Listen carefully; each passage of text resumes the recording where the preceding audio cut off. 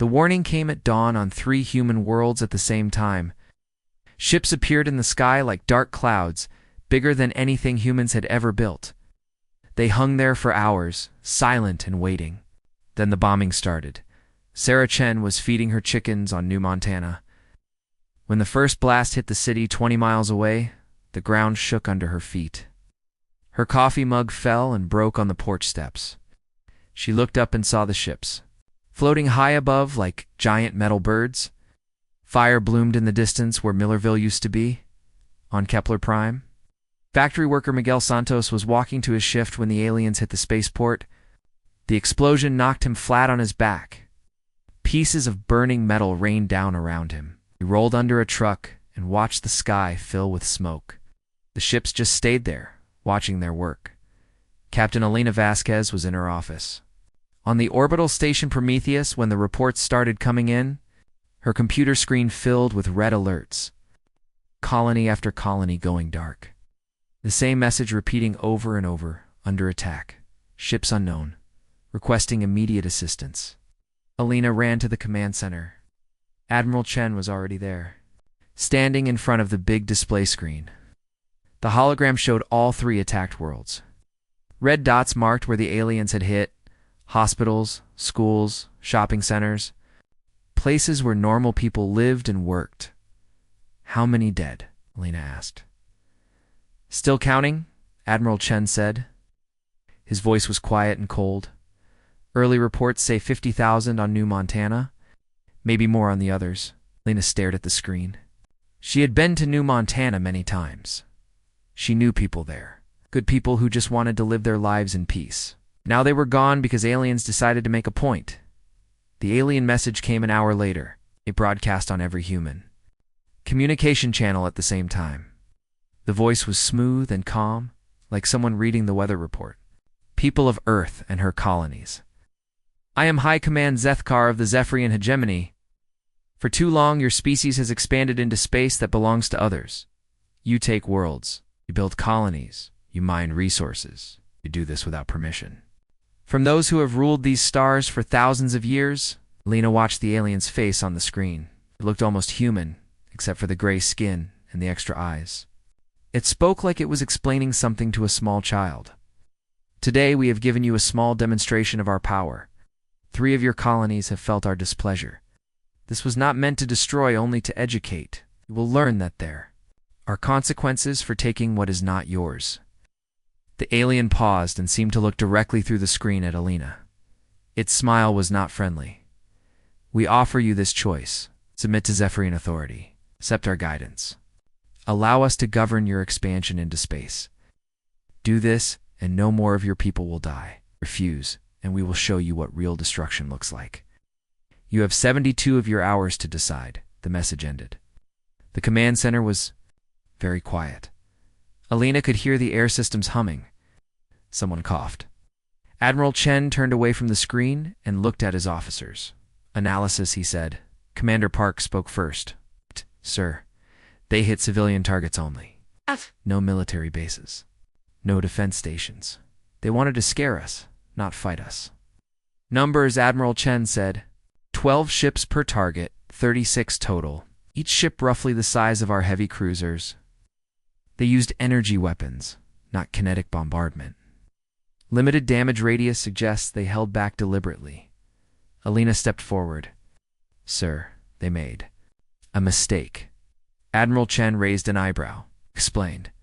"They think we're like the other species they've conquered. They expect us to be scared, to beg for mercy, to accept whatever deal they offer." Elena's hands were shaking with anger. "They don't understand humans."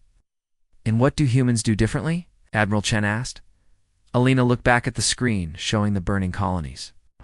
All those innocent people dead just to send a message. Children who would never grow up. Parents who would never see their families again. All of it unnecessary. All of it cruel. Humans get angry, sir. And when we get angry enough, we don't look for the easy way out. We look for ways to make sure it never happens again."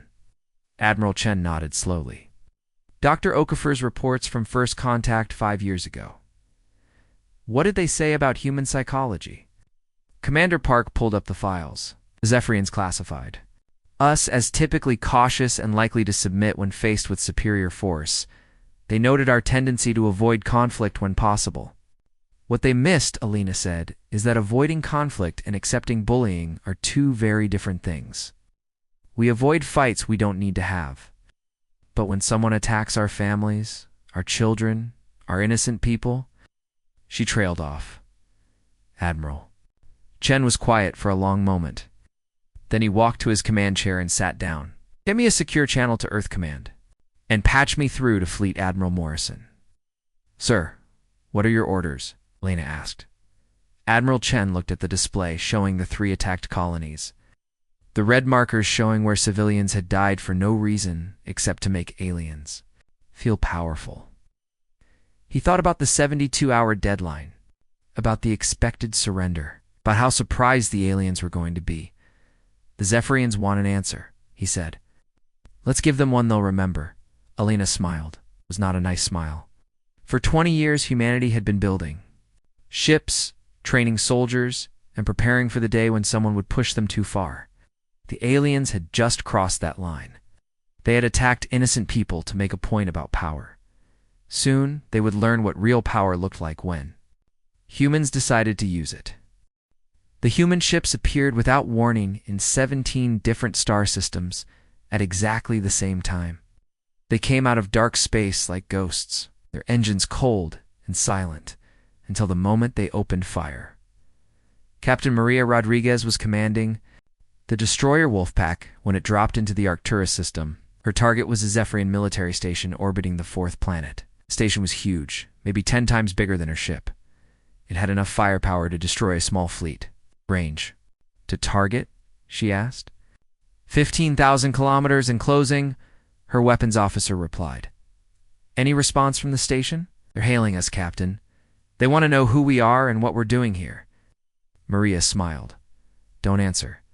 Let them figure it out. The Zephyrian station was shaped like a giant wheel with spokes connecting the center to the outer ring. Thousands of aliens lived and worked there. It was one of their main military bases in this sector. They thought it was safe because no human ships had ever been seen this far from Earth. They were wrong. Fire when ready, Maria ordered. The Wolfpack's main guns opened up. Blue energy beams cut through space and hit the station's shields. Shields flared bright white and held for about 10 seconds. Then they failed. The next salvo punched holes through the station's hull. Air and debris sprayed out into space. They're launching fighters, the tactical officer reported. How many? 48 small craft incoming. Maria had studied Zephyrian fighter tactics for 3 years. She knew exactly what they would do. They would try to surround her ship and attack from all sides. It was a good plan when fighting other aliens who thought the same way they did. Launch our fighters, she ordered. XQ Pattern 7. 12 human fighters launched from the Wolfpack.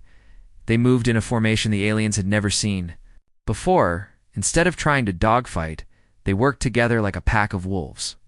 When the alien fighters spread out to surround them, the humans suddenly changed direction and hit them from an unexpected angle. The alien pilots were good. They had never fought humans before. They expected the fighters to act like individual warriors seeking glory. They did not expect them to work together with perfect coordination. In 5 minutes, 30 alien fighters were destroyed. The rest retreated back to their damaged station. The same thing was happening in 16 other star systems. High Command Zethkar was in his private chambers when the reports started coming in. The first message said that humans had attacked the Vega outpost. He thought it was a mistake. Humans did not have ships that could reach Vega. The second message said the Rigel base was under attack. Then Canopus. Then Aldebaran. Within an hour, 17 different commanders were sending emergency signals asking for help. Zethkar called his war council together. The meeting room was circular with a high ceiling covered in star maps. 12 alien species were represented. Around the table, they'd been ruling the galaxy together for over 1,000 years. Explain this, Zethkar demanded, pointing at the tactical display. Red markers showed every base under attack. General Corthan spoke first. He was from a warrior species with thick armor and 4 arms. The humans have more ships than we thought, and they know where our bases are. How is that possible? Asked Admiral Vexili. Her species had large eyes and pale blue skin. We have been watching them for 5 years. God, they have maybe 50 warships total. The intelligence was wrong, said Commander Yethok. His species looked like giant insects with multiple eyes. These ships are different. Bigger, more advanced. They must have been building them in secret. Zefkar studied the reports. Human ships were attacking with weapons that seemed designed specifically to counter Zephyrian defenses. Their tactics were new and effective. Worst of all, they were winning. Sir, his aide said quietly, we're receiving a transmission from the humans. Put it through. The hologram showed Admiral Chen standing on the bridge of a human warship. Behind him, Zethkar could see displays showing the ongoing battles. The human looked calm and confident.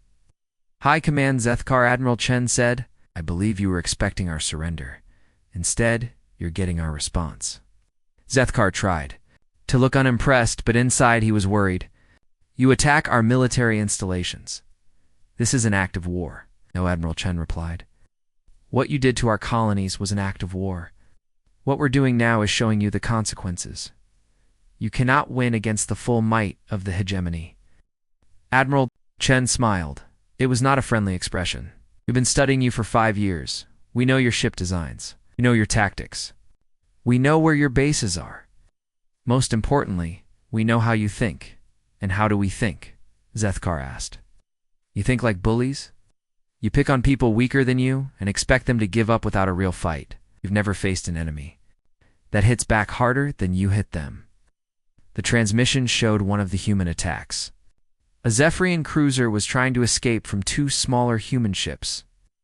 The human vessels moved with perfect coordination, cutting off every escape route.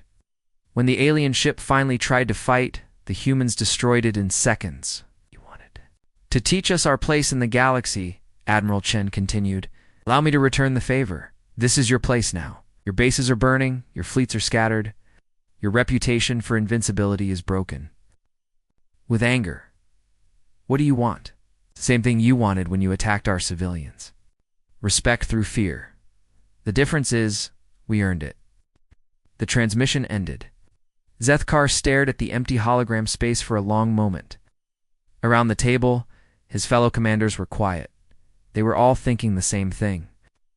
In one day, humanity had destroyed the myth of Zephyrian superiority. Dr. Sarah Okafor was watching the battle reports from Earth's war room. She remembered meeting Zethkar 5 years ago, during first contact. He had been so confident then. So sure that humans were just another primitive species that would eventually bow to Zephyrian wisdom. How are our forces doing? She asked General Patterson. Better than expected. Aliens are retreating from most engagement zones. Our commanders seem confused by our tactics. Sarah nodded. They're used to fighting other species that think like they do. Honor-bound warriors who follow predictable patterns.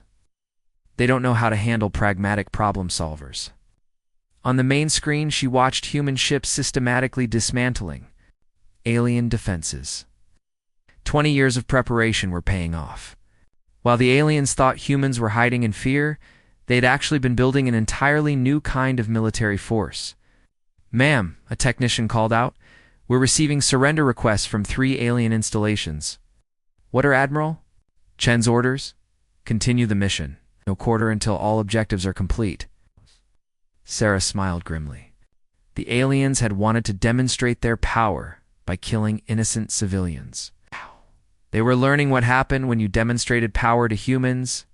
They did not surrender, did not negotiate. They studied you, planned carefully, and then hit back 10 times harder than you hit them. The lesson was just beginning. The emergency meeting of the Zephyrian High Council lasted 18 hours. Representatives from all 12 member species gathered in the Great Chamber on their capital world. For the first time in 1,000 years, they were talking about retreat. High Command Zethkar stood at the center of the room. Around him, holographic displays showed the damage reports. 17 military bases destroyed or badly damaged, over 300 ships lost. Thousands of trained personnel dead or missing, all in just 2 days of fighting. The humans must be stopped before this gets worse, announced General Corthan. His forearms moved as he spoke, a sign of stress in his species. We should mobilize the full fleet. Show them what real war looks like. Admiral Vexili disagreed. That would take months. By then, they could hit our homeworlds. These humans fight differently than we expected. They plan ahead. They know our weaknesses. How is that possible? Demanded Senator Quinter, the eldest member of the council. We only made contact with them 5 years ago. Commander Yithuk stepped forward. His insect-like face showed worry. I've been reviewing their attack patterns. They did not just know where our bases were. They knew our shield frequencies. They knew our weapon ranges. They knew exactly how to hurt us most efficiently. Silence filled the chamber. The truth was becoming clear. While the Zephyrians had thought they were watching the humans had been watching them back and learning. Sir, an aide whispered to Zethkar.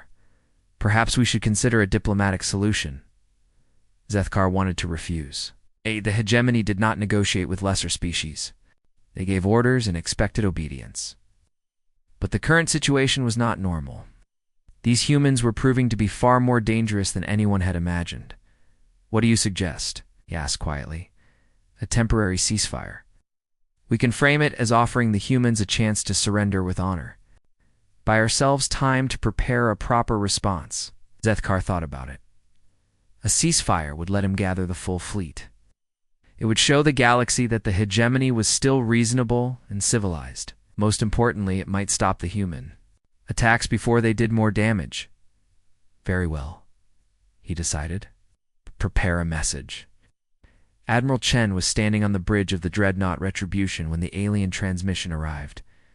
The ship was humanity's newest and most powerful warship. It had been under construction in secret for 15 years, hidden in an asteroid field, far from any trade routes. Sir, we're receiving a priority message from the Zephyrian High Command, Lieutenant Torres reported. Put it through. Zethkar appeared on the main screen. He looked older than he had 3 days ago. The stress was showing on his gray face.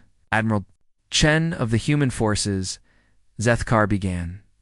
The hegemony recognizes that this conflict has escalated beyond what either side intended. Too much blood has been spilled. Too many lives have been lost. Chen listened without expression.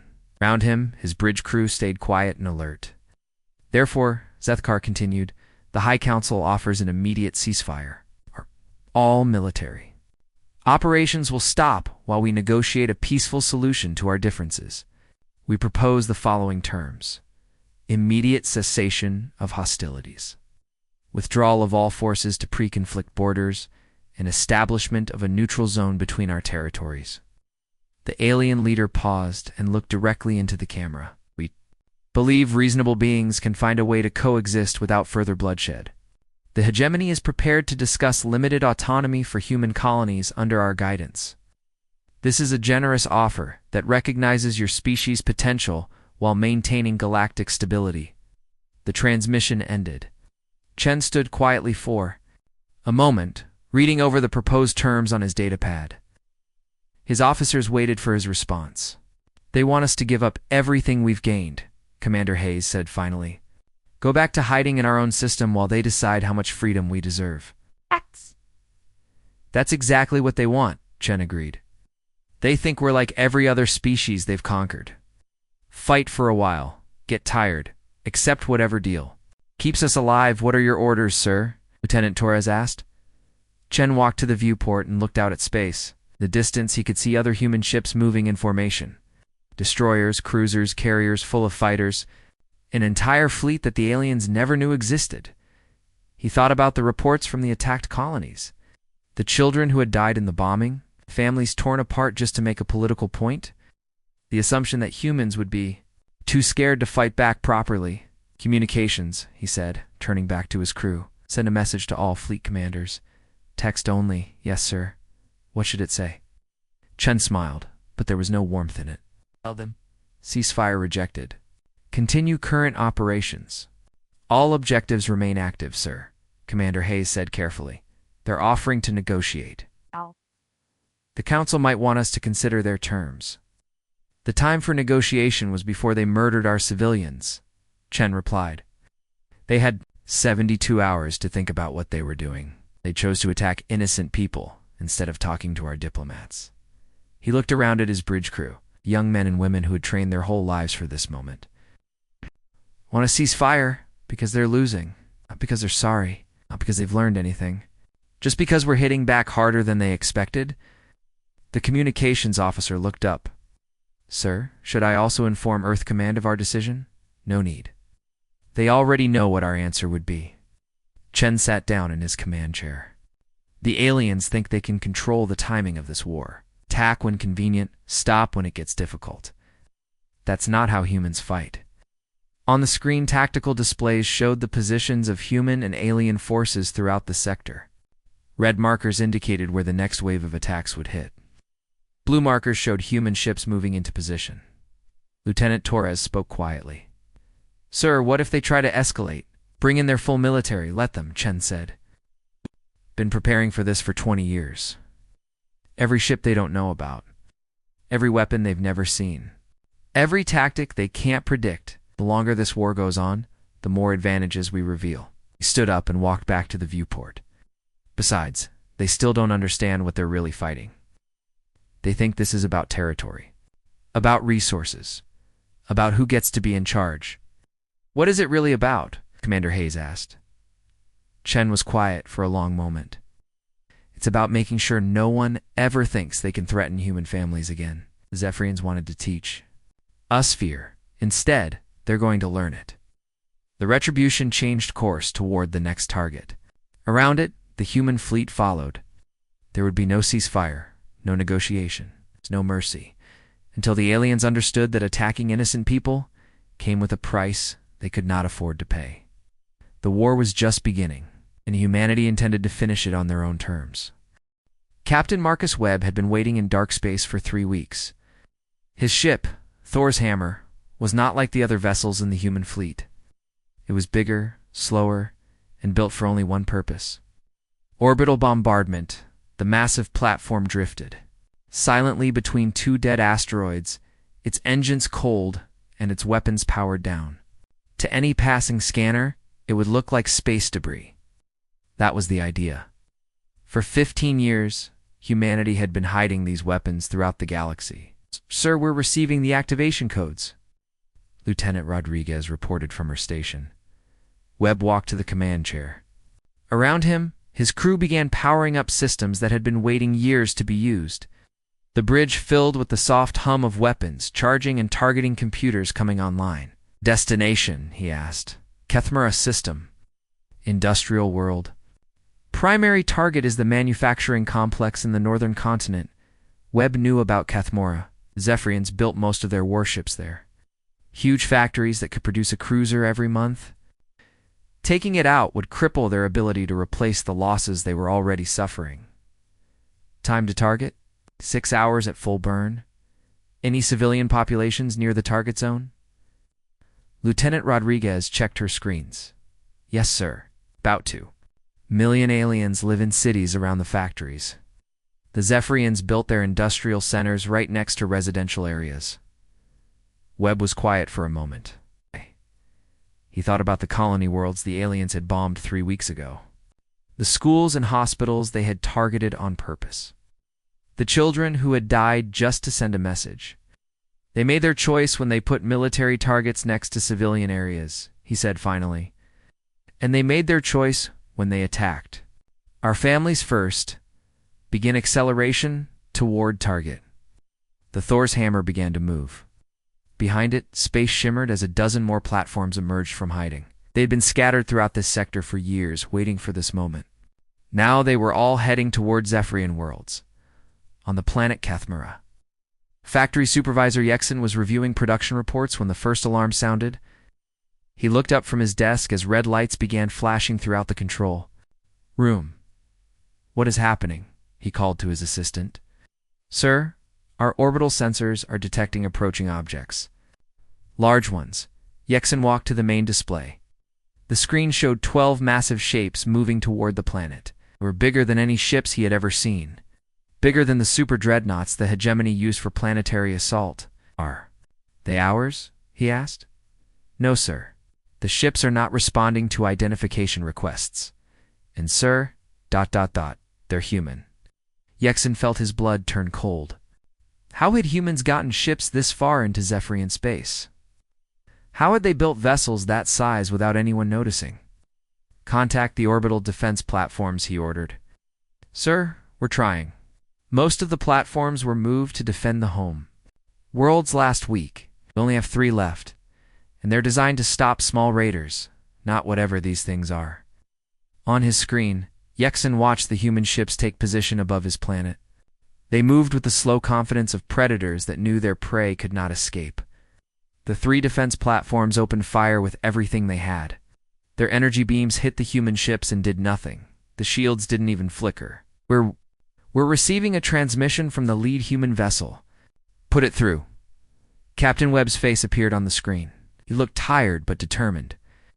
Behind him, Yexen could see displays showing target information for every factory on the planet. Factory Supervisor Yexen Webb said, Marcus Webb, of the Terran Orbital Strike Force, you have 30 minutes to evacuate all personnel from the industrial zones marked on your screen. A new display appeared, showing the northern continent. Red circles marked every factory, shipyard, and military installation. There were dozens of them. 30 minutes is not enough time, Yexen protested. We have over 50,000 workers in those facilities. Then you should start evacuating immediately, Webb replied. In 31 minutes, those facilities will no longer exist. You cannot do this. There are civilian areas nearby, families, children. Webb's expression did not change. Your people should have thought about children before they bombed our schools. Should have thought about families before you targeted our hospitals. Should have thought about civilians before you decided that murder was unacceptable. Form of diplomacy, please, Yexen said. We can negotiate. We can find another way. The time for negotiation ended when your high command rejected our ceasefire offer, Webb said. Oh wait, that's not right. You offered us a ceasefire. Rejected it. So we don't negotiate with people who murder children to make political points. The transmission ended.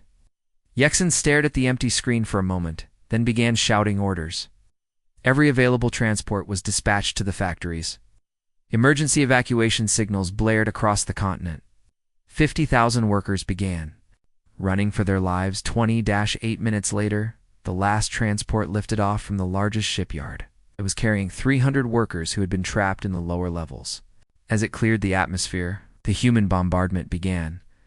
The weapons that fell from space were not like anything the Zephyrians had seen before. They did not explode like bombs or burn like energy weapons. Instead, they hit their targets with the force of small meteors. Factories that had stood for centuries were crushed into rubble in seconds. Shipyards that had built 1,000 warships became smoking craters from his office window. Yexen watched his life's work disappear. The largest manufacturing complex in the sector was being erased from existence, and there was nothing he could do to stop it. The bombardment lasted for 6 hours. When it was over, the northern continent looked like the surface of a dead moon. Every military installation was gone. Every factory was destroyed. The economic heart of the Zephyrian war machine had been ripped out. Similar scenes were playing out on 11 other worlds. The humans had revealed weapons that the aliens never knew existed. Orbital platforms that could destroy entire continents. Ships that could appear anywhere without warning. A military force that had been hiding in plain sight for over a decade. Command Zethkar received the reports in his private chambers. World after world going dark. Factories destroyed. Shipyards obliterated. The industrial capacity that had taken centuries to build was being wiped out in a single day. He called his aide. Get me Admiral Chen. The human appeared on his screen. Within minutes, he looked exactly the same as he had during their last conversation. Calm, confident, and completely in control. High Command Zethkar, Chen said. I trust you've received the reports about our latest operations. You are destroying entire worlds, Zethkar said. This is not war. This is genocide. No, Chen replied. Genocide is what you attempted when you targeted our civilian populations. What we're doing is removing your ability to continue this war. We're very careful to give evacuation warnings, like some people I could mention. What do you want from us? Admiral Chen smiled. Exactly what you wanted from us 3 weeks ago. Complete surrender. The difference is, when we win a war, we actually win it. The screen went dark. Zethkar sat alone in his chambers, listening to the reports of destruction coming in from across the hegemony. For 1,000 years, his people had ruled through fear and superior technology. Now they were learning what it felt like to be on the other side. Outside his window, he could see the lights of his capital city. Soon those lights might be the next targets. The humans had shown they could strike anywhere, anytime, without warning. The war was almost over. The Zephyrians had lost. The war ended on a Tuesday. High Command Zethkar sent the surrender message at exactly noon, Galactic Standard Time. The transmission was broadcast on every frequency across all 12 member worlds of the former Zephyrian hegemony. Ambassador Catherine Reeves was in the human embassy on Rigel Prime when the message arrived. She had been Earth's first diplomat to make contact with alien species, back when humanity was still pretending to be weak and harmless. Now, she was watching the most powerful empire in the galaxy admit defeat. The Zephyrian hegemony formally surrenders to human forces, Zethkar's voice said through the speakers. All military operations will cease immediately. All hegemony fleets will stand down. We accept full responsibility for the unprovoked attack on human colonies and submit to human authority for the determination of war reparations. Catherine turned off the transmission and looked out her office window. Below her, crowds of aliens were gathering in the streets. Some were celebrating, others looked scared. All of them understood that their world had changed forever. Ma'am, her assistant said, we're receiving surrender offers from 47 different species. They all want to negotiate separate peace treaties. Catherine was not surprised. The galaxy had watched humanity dismantle the hegemony in just 6 weeks. Every alien government was now desperately trying to get on humanity's good side before it was too late. Schedule meetings with all of them, she said. But make it clear that Earth sets the terms, not them. 2 months later, Catherine stood before the newly formed Galactic Assembly. The Great Hall on Arcturus Station had been built by the Zephyrians as a symbol of their eternal rule. Now it housed representatives from over 200 species, all waiting to hear what humanity wanted from them. The irony was not lost on her. 5 years ago, she had sat in this same hall as a junior diplomat listening to alien species debate whether humans deserved a voice in galactic affairs. Now she was the most important person in the room. Fellow beings, she began, her voice carrying clearly through the translation systems. We gather here today to establish a new order for our galaxy. It's an order based not on the rule of the strong over the weak, but on mutual respect and genuine cooperation. She paused and looked around the room. In the front rows sat the former leaders of the hegemony. Zethkar was there, looking older and smaller than she remembered. Behind them were the representatives of dozens of species that had gained their freedom when the hegemony fell. For over 1,000 years, this galaxy was ruled by fear. Species were forced to submit to powers they could not resist. Worlds were conquered not because they threatened anyone, but because they possessed resources that others wanted. Entire civilizations were enslaved or destroyed for the crime of being different. Many of the alien representatives were nodding. They remembered what life had been like under hegemony rule. Humanity rejects this way of thinking, Catherine continued. We believe that every intelligent species has the right to determine its own destiny. We believe that cooperation produces better results than domination. We believe that diversity makes us all stronger. However, she said, and the room grew very quiet, we also believe that aggression must have consequences. Those who choose violence against innocent people must face justice for their actions. She activated a holographic display that showed the galaxy as it was now. Human ships patrolled major trade routes. Human bases protected smaller species from pirates and raiders. Human diplomats mediated disputes between different civilizations. Earth proposes the following structure for galactic governance. First, all species will have equal representation in this assembly. Regardless of their military power, or economic strength.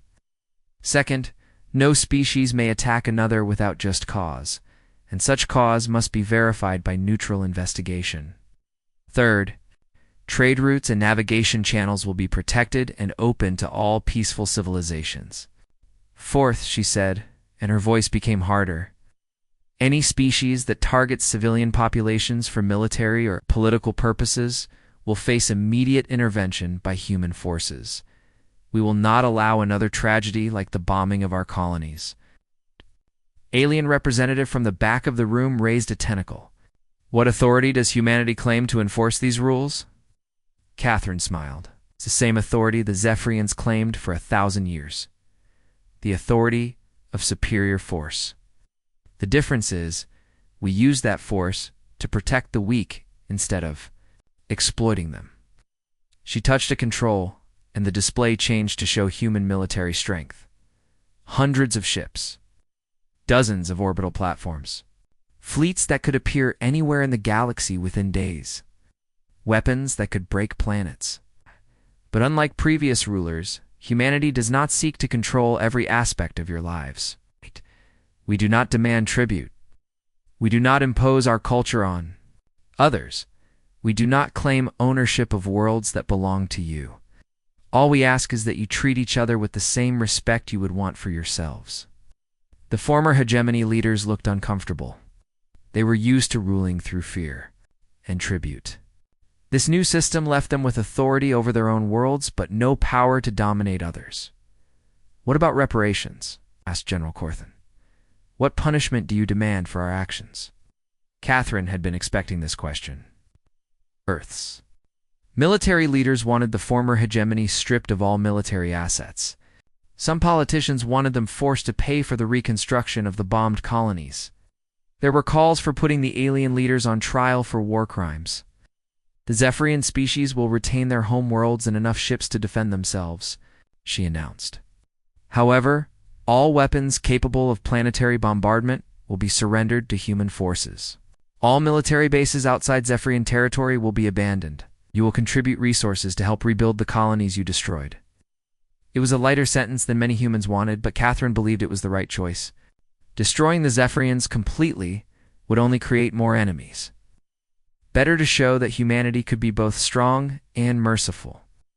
What guarantees do we have that humans will not become the same as the hegemony? Asked a small alien with silver skin and large eyes. None, Catherine admitted. Power corrupts, and absolute power corrupts absolutely.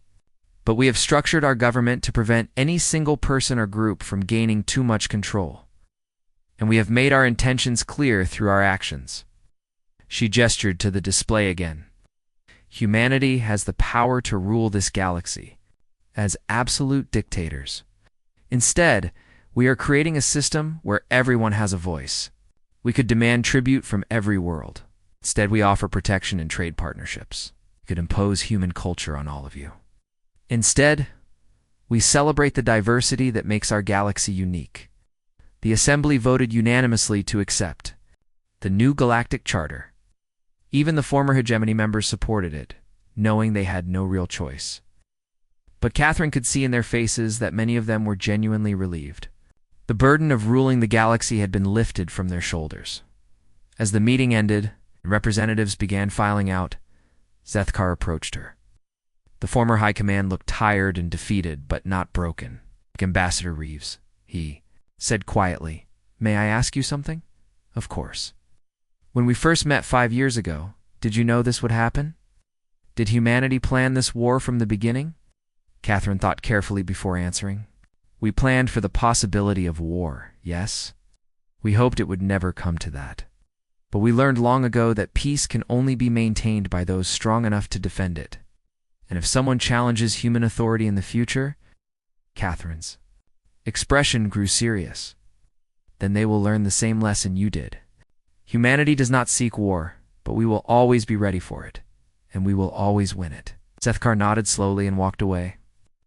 As Catherine watched him leave, she thought about the future. The galaxy was at peace now, but peace was fragile. There would always be those who preferred the old ways of domination and conquest. When that time came, humanity would be ready. They had proven that they could defeat any enemy and reshape the galaxy according to their values. The age of human leadership had begun, and it would last as long as humanity remained strong enough to defend what they had built. The galaxy had learned that when humans are pushed to war, they do not seek ceasefire, they seek victory. And victory, as the scattered remnants of the Zephyrian hegemony now understood, was not negotiable.